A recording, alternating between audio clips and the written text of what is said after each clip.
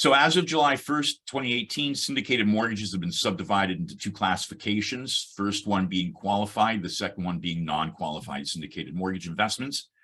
And what we need to know about this is, because this is a private lending vehicle, this is another option for a lender, and they may ask, what about a syndicated mortgage? I've been approached by somebody who has a syndicated mortgage. What is that all about? A qualified syndicated mortgage has a few criteria to be met. It's arranged through a brokerage. It secures a debt obligation on a property that is primarily used for residential purposes, includes no more than a total of 4 units. It can be used for both commercial and residential, but no more than 1 unit is used for commercial. When it's arranged, the amount of debt that it secures can't exceed 90% of the fair market value. And the language that is here is excluding any value that may be attributed to proposed or pending development of the property.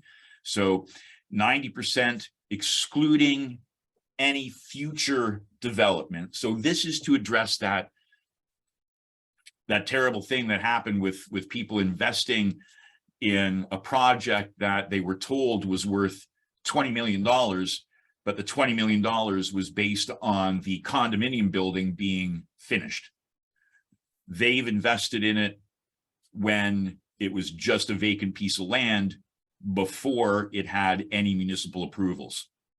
So it was worth maybe $1 million, and they raised a couple $1 million on a syndicated mortgage based on the future value. And I've seen appraisals that said today's value is $20 million. And then if you read the appraisal, there are extraordinary assumptions. And the extraordinary assumptions are that it receives municipal bylaw approval, zoning approval, that it's actually built, and that it's sold, and that the units are sold. That's why they call them extraordinary assumptions. And you can't say that the value today is what might happen in the future. So it's fascinating stuff when you start looking at it, and it's really, really interesting, except when you think that people lost their life savings because of it. So it's one of the reasons that this is here, that excluding any value that may be attributed to proposed or pending development. In addition, it's limited to one debt obligation whose term is the same as the term of the syndicate mortgage. The rate of interest is payable under it is equal to the rate of interest payable under the debt obligation, and it's not used for construction or development. Points 4 and 5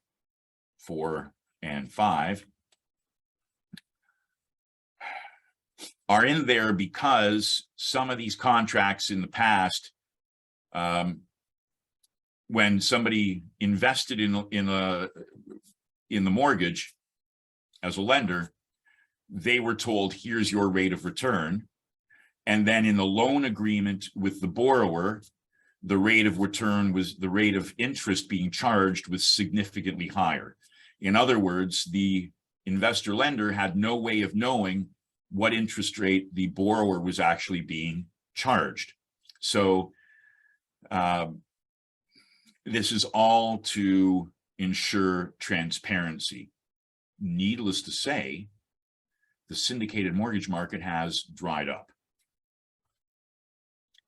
Not that there are not cases where syndicated mortgages are valid.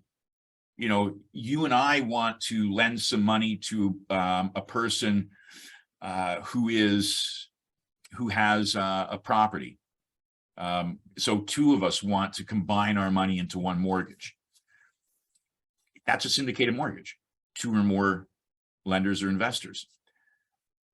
That was taken to the extreme where you had hundreds of thousands of investors raising millions or tens of millions of dollars for these investments that ended up being very risky. So a non-qualified syndicated mortgage investment as of July 1st, 2021 is now under the purview of the Ontario Securities Commission, and a non-qualified syndicated mortgage investment is one that is not a qualified syndicated mortgage investment. So they've basically said, here's a qualified syndicated mortgage, whatever you can possibly think of, way around the legislation, way around the regulations, whatever else you can possibly come up with. If it doesn't fit in that box, then it's not qualified, and it's under the Ontario Securities Commission. And this is to give you a little idea of how slowly and how quickly it happened. Things started blowing up in, you know, the early 2010, 12.